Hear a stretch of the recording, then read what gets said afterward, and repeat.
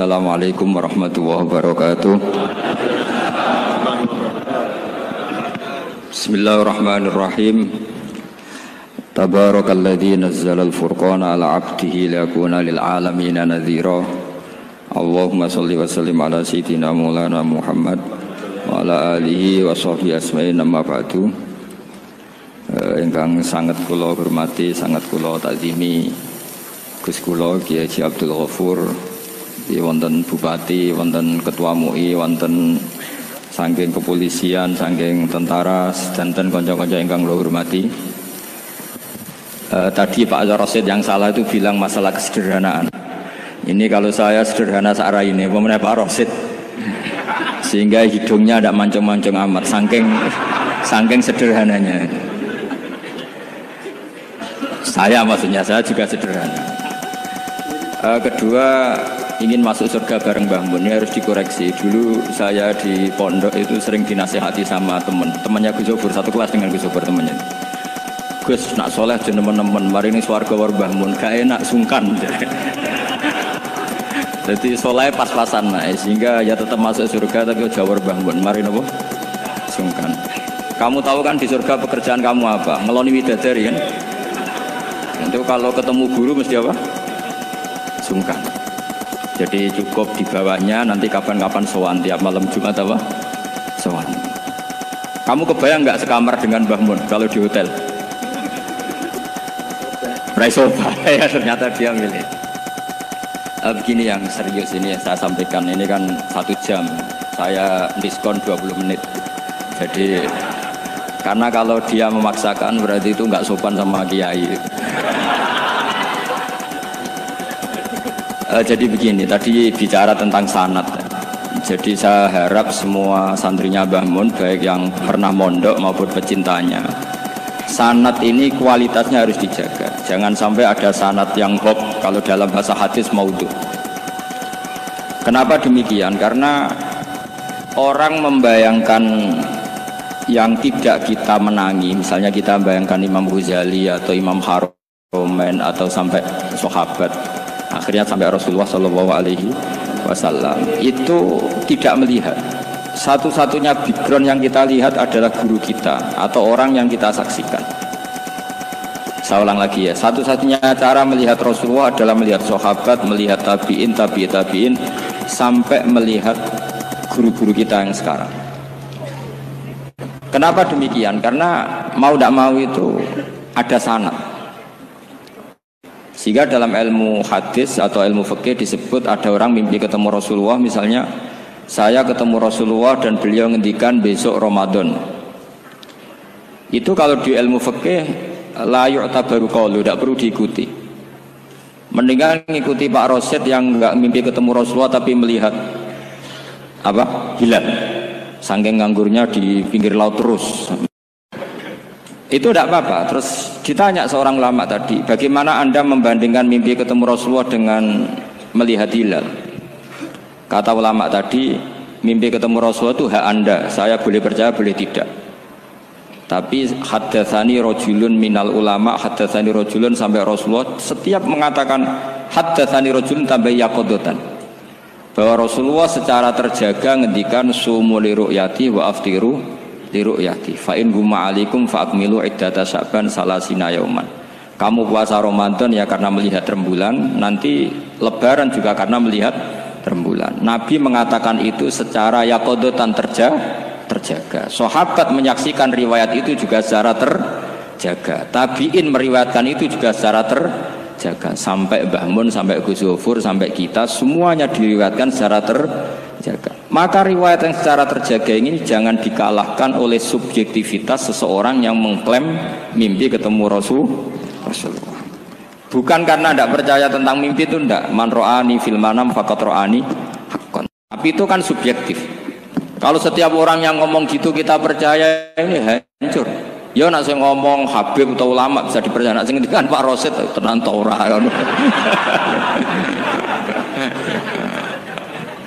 Jadi ini supaya sanad ini terjaga. Jadi sanad itu harus terjaga. Makanya saya pernah entah tahun berapa, saya memang tidak perlu saya ingat-ingat karena saya memang nggak suka punya kenangan Mbah Mun ada tanggalnya supaya abadi. Ada orang tertentu yang suka ditanggalin kalau punya kenangan sama Mbah Mun. Kalau saya enggak usah tanggal, biar kenangannya mustamir setiap saat. Saya pernah diminta mun hak delok wajahku, terus beliau ngendikan man ra'ani wal jannah. Kenapa itu menjadi penting? Karena figur manusia. Saya masih ingat ketika ngaji ilmu kalam sama Mbah Mun, juga sama Gus Yofur di kelas di MS. Mbah Mun ngendikan gini, saya masih ingat betul, tak catat ya. Wong ora iso niru pangeran, pangeran ora salat, ora mangan, ora ngombe. Niru ya mbek makhluk. Jadi tidak bisa kita tanpa wasilah, tidak bisa. Kamu niru Allah piye? Kaifa yusolli? Allah nak salat piye? Kacau kan? Allah nak poso piye? Memang Allah tahu mangan, Allah tahu poso. Terus nak turu piye? Allah la ta'khudhu sinatu. Maka ibadah itu niru makhluk, karena kita makhluk. Makhluk itu duwe syahwat. Islam memberi sarana ibadah nikah. Sing ora payu nikah ana sarana ibadah ngempet, paham ya? Niku. Maksudnya usah nguntal kapur baru ngempet. Sing sugih ibadahe sedekah. Sing ra sugih ibadahe dadi mustahik sing ridho. Macam-macam. Itu hanya bisa niru makhluk sama makhluk. Sebab itu ketika saya masih ingat betul Mbah Mun ngendikan ihdinas siratal mustaqim, tunjukkan kami ke jalan yang benar. Itu Allah tidak ngendikan sirati, yaitu jalan saya ndak, tapi siratal ladzina an'amta alaihim, jalannya orang yang telah engkau beri nikmat. Ada kata an'amta, yang telah engkau beri nikmat. Jadi Allah memaklumatkan ke semua hambanya, niru itu niru hamba yang sudah diberi nikmat. Karena kita hanya bisa niru misalnya Rasulullah, cara sholat beliau kayak apa, cara sujud beliau kayak apa, cara makan beliau kayak apa, cara nikah beliau kayak apa, bahkan cara masuk rumah, keluar rumah, doa pergi, termasuk doa nyaur utang. Padahal Rasulullah mboten nate diutang teman-teman. Nggih nate go lucu-lucunan mawon. Niku mawon mboten tenanan nggih, niku masyhur kan beliau menggadekan baju rompinya ke orang apa? Yahudi, tapi ada jaminannya. Itu terus ditiru umatnya do gadekno BPKB dan sertifikat. Itu tidak tahu saya itu. Padahal Rasulullah itu melakukan itu untuk hal yang darurat, tapi umatnya kayaknya tidak darurat, sudah watak. Itu yang membedakan Rasulullah dan umatnya. Tapi perlu saya sampaikan, sanad ini harus muttasil. Sehingga kita tahu bahkan cara tidur Rasulullah itu miring kemana, ala jambihil aiman, kemudian madhab kiblat. Sebelum tidur beliau wudu, sebelum tidur lagi baca subhanallah 33 kali, alhamdulillah 33 kali, Allahu akbar 33 kali. Sebetulnya wiridan itu sanad paling kuat itu tentang mau tidur. Meskipun ada riwayat dibaca setelah apa? Sholat. Jadi makanya kita al-jam'u baina riwayaten, habis sholat ya baca itu, mau tidur ya baca itu. Nah, sebetulnya habis sholat sama mau tidur tuh ngeri mau tidur. Karena ini kan pemanasan mati. Pelatihan mati, karena satu kondisi yang Anda sudah tidak bisa ikhtiar. Tapi kayak apa Rasulullah? Justru kita kondisi yang nggak bisa ikhtiar itu pesannya Nabi apa? Kamu baca ini, in mutta kata Nabi, ada yang baca in mitta. Kalau mau berpikir potensi paling ngeri, bahaya paling ngeri adalah orang mau tidur, karena di situ kita tidak bisa apa-apa. Cara musuhmu mangkel bekku ya karek nyembelih, cara bojomu mangkel bekku ya karek ngobong, kok ini TV ini bu. Anda usah merasa tidak akan mengalami itu, ya insya Allah enggak itu. Tapi dengan melihat di TV semua potensi itu ada.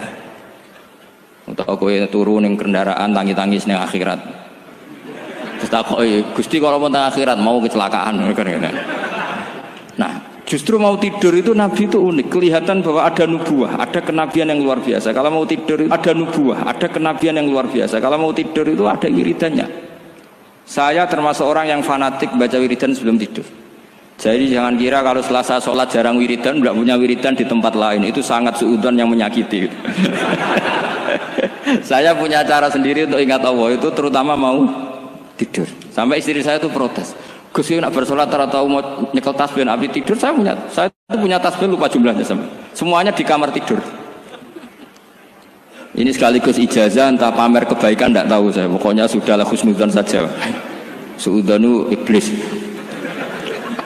Karena mau tidur saya pikir kalau tahu-tahu saya bangun terus ketemu mungkar nakir terus kayak apa? Sehingga Rasulullah itu ngajari kita luar biasa. Bismika wada'tu jambi wa bismika arfa'u. Kalau mau tidur doa apa populernya apa? Bismika Allahumma ahya bismika amut. Hafalnya gitu tok. Saya hafal banyak. Allahumma rabbas samawati sab'i wa rabbal arsyil azim rabbuna wa rabbu kulli syai' falikal habbi wan nawa. Allahumma antal awalu falaysa qablaka syai' wa antal akhiru falaysa ba'daka syai' wa antal dhahiru falaysa fawqaka syai' wa antal batinu falaysa dunaka. So, itu tak baca sampai tidur. Saking kadang takutnya sama Allah, akhirnya nggak bisa tidur. Kadang sampai 3:30 apa terus tidur baru setengah jam terus subuh. Jadi kalau melihat tren itu kayaknya saya bakat wali gitu. Kalau trennya seperti itu terus. Tapi sayangnya tren seperti itu jarang warset makanya terus tidak jadi wali-wali gitu. Tapi saya ingatkan ke jenengan, sanad-sanad seperti ini tuh yang mungkin Anda lupa. Anda hanya ingat sanad misalnya ya Mu'ad inni uhibbuka faqul dubura kulli sholatin atau fala tad'anna dubura kulli sholatin Allahumma inni ala dzikrika wa syukrika. Kamu lupa bahwa saat paling krusial dalam hidup Anda itu tidur. Sehingga disebut wa min ayatihi manamukum billaili wan. Itu dari segi krusial gawat darurat, setiap saat Anda bisa mati. Belum urgensinya tidur untuk melawan maksiat. Itu kalau kamu hidup di kota Demak atau kota Semarang, genera kepikiran niklap atau wong ayu-ayu seneng terminal ning gone dalan-dalan itu satu-satunya cara itu hanya tidur. Kowe nak melek tetep jelalatan tak jamin. Masuk kene ngarep masjid Demak nggo tasbih gede-gede. Pangeran ndelok wong liwat tuh eling. Barokahnya usul fikih adalah kita belajar dulu. Saya pernah musyawarah sama Gus Yofur tentang usul fikih. Usul fikih itu ada makalah mubah itu tidak ada. Sebagian ulama berpendapat mubah itu tidak ada. Karena setiap mubah saat itu Anda pasti meninggalkan keharaman. Itsma min mubahin illa wa yatahaqqaqu bihi tarku haramimma. Tidak ada kemubahan kecuali saat itu kamu meninggalkan keharaman. Anda tidur, berarti Anda taroktal maksiyah. Anda tidur berarti Anda meninggalkan maksiat.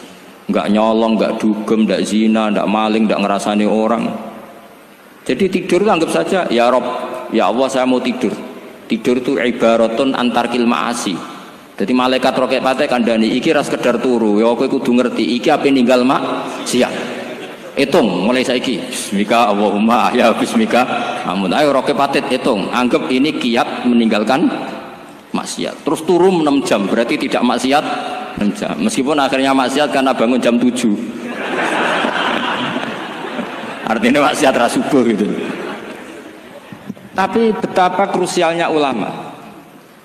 Ulama lah yang mengajarkan kita tidur itu rohatan lil abdan, untuk istirahat. Kita pulih lagi, bisa kerja lagi. Pak Butuhati bisa ngantor lagi, Pak Kapolsek, Kapolres bisa ngantor lagi. Semuanya aktivitas tentara bisa ngantor lagi. Memulihkan kekuatan itu ibadah. Meninggalkan maksiat karena tidur juga ibadah. Tidur saja ibadah. Ini barokatnya umatnya Rasulullah Shallallahu Alaihi Wasallam. Senyaman itu. Coba kalau kamu jadi umatnya Nabi lain, wah itu beratnya bukan main. Dan itu sesuatu yang dimintakan Allah, dimintakan Rasulullah kepada Allah, yaitu Rabbana wala tuhammilna ma la taqata lana bih.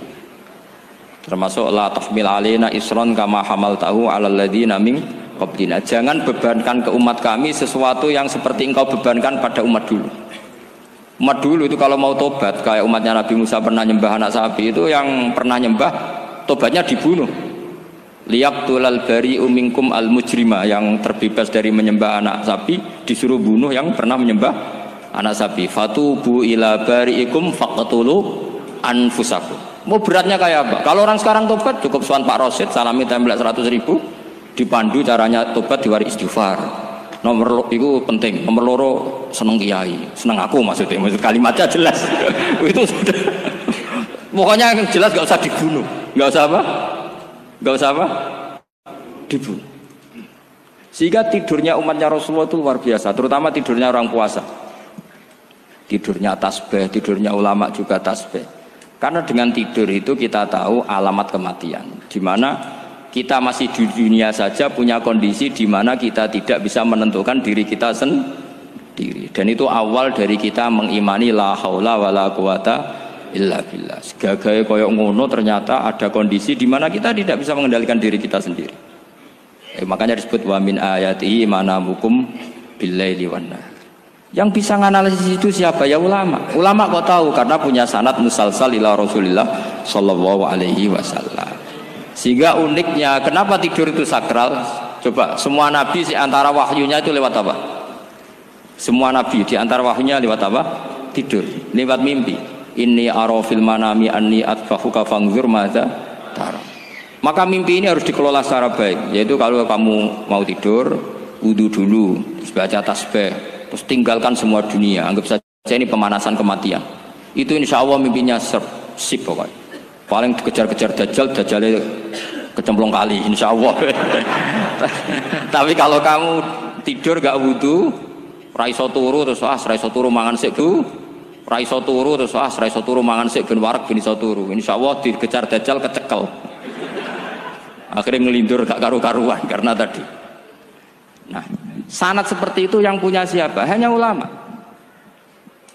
Ada lagi satu contoh, ini sudah hampir 20 menit Pak Ustaz.